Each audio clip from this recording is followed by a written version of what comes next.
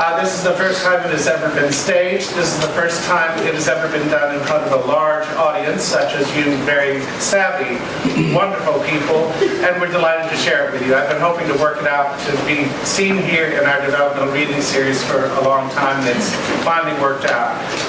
And it's exactly that. It's a developmental reading of a piece that is on its way to a future.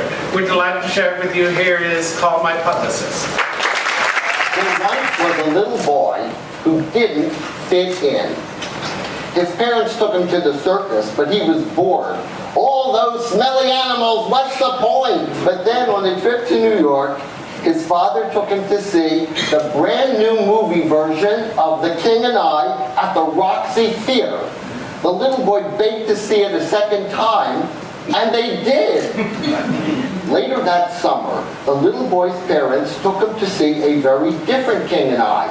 This one performed in a large theater tent with live actors.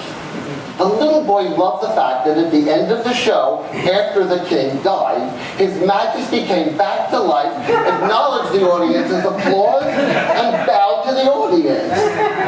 This was the first time the little boy had seen a curtain call. Josh, we're having dinner tonight with Ethel Merman. Would you like to join us? Dinner with Ethel Merman? It is 1973, and I have just gotten my first job in the New York theater. I'm an apprentice Broadway Press Agent. We are definitely at the best table at the top of the Sixes, the plush penthouse restaurant on 5th Avenue and 53rd Street.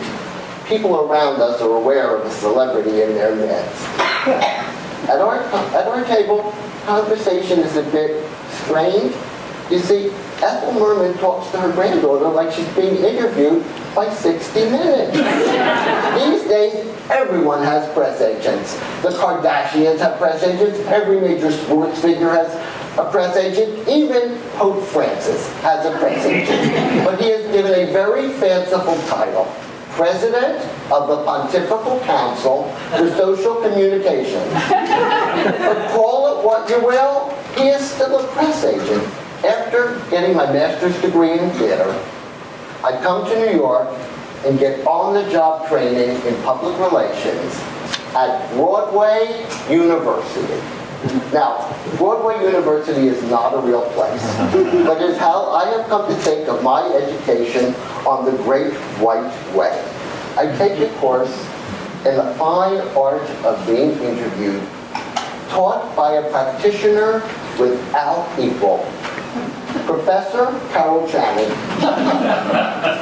No one gives better interviews or appears to lavish more love on a member of the press than Carol Channing. But behind all that love and charm is a mastermind that plans every single aspect of publicity. In the front of the room with photographers snapping and TV video crew shooting, David Merritt is introducing the actress who's playing the role of Mabel.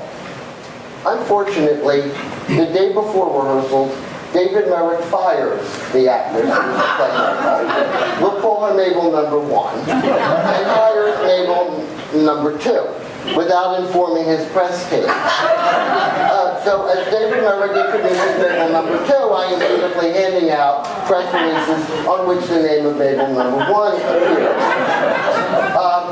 But it really doesn't matter who Mabel number 1 or Mabel number 2 are, because 3 weeks into rehearsal, David Merritt fires Mabel number 2 and hires Mabel number 3. So if you're keeping score, that is 3 Mabels in 3 weeks. No wonder the show gets the nickname Matt and Maybe.